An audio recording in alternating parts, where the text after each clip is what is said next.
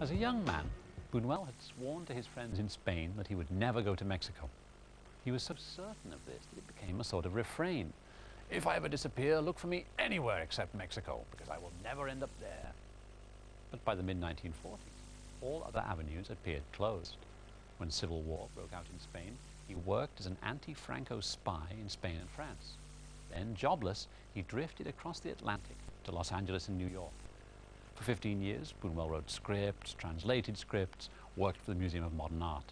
His career seemed, as a filmmaker, to be over. Against his expectations, Bunuel drifted south to Mexico City, which in the mid-1940s had become a refuge for spies, Nazi escapees, leftists, and intellectuals who'd been witch-hunted out of their own countries. The Mexican cinema was at its creative and artistic apogee. There was money for films, and Bunuel was still known and remembered. Bunuel's career can be divided into three parts: a bright beginning in Paris, stagnation for almost 20 years, and then in 1950, the fresh start which led to 26 films in 27 years. Los Olvidados marks the beginning of that brilliant return. Pues como les decía, allí en la correccional si te aplomas te traen todos de su puerquito. Yo llegué y me tuve que sonar con una bola. ¿Y son montoneros? No, hasta eso, de uno en uno. No le hace que pierdas, ¿ves? Pero que vean que eres macho y te respetan. ¿Y no te dio miedo? Porque si te agarran hubiera sido peor. Qué miedo, ni qué miedo. Este rete macho no le tiene miedo a nadie. 20 years had passed since Bunuel's last great fictional drama, L'Âge d'Or. Yes, Don Luis's style had shifted. The narrative was, shall we say, possible to follow. The motivations of the characters naturalistic rather than surrealistic. Mamá, suéltame. No sea mala. Yo quisiera portarme bien, pero no sé cómo. Usted está así conmigo por lo del Jaibo. Él tiene la culpa de todo. ¿Por qué me pega? Porque eres un sinvergüenza para agarrar. Yo qué ladrón. Tú no tienes que decir nada. Nomás te la quité al taller para robar, ¿verdad? Para eso No, no ve nada. No. Te voy a llevar donde deberías estar hace tiempo. Allí es, a ver si te aguantas. Ahora.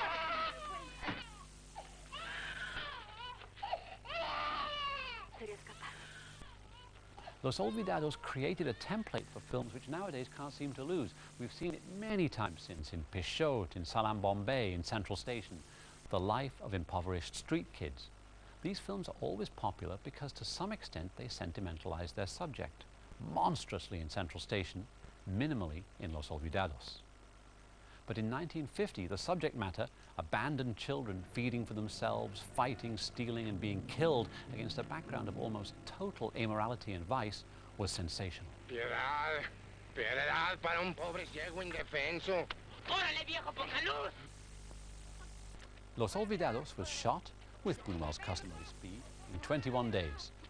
He finished ahead of schedule, never worked any extra hours. Bunuel often said he found the filming process boring. The planning, sitting around in bars, conversing about one's dreams, that was what inspired him. Even before the film was completed, it was controversial. Several crew members objected during the shoot. The hairdresser protested over a scene where Pedrito's mother refuses to give him something to eat. ¿Por qué me pega? Porque tengo hambre y Lo voy a matar. sinvergüenza. Usted no me quiere. ¿Por qué te voy a querer? Por lo bien que te portas, ¿verdad? No Mexican mother would do that, she insisted. And when Bunuel refused to change it, she resigned. Los Olvidados opened at the Cine Mexico on a Thursday and was withdrawn from circulation the following Saturday. Dancejeros was afraid to go to the premiere.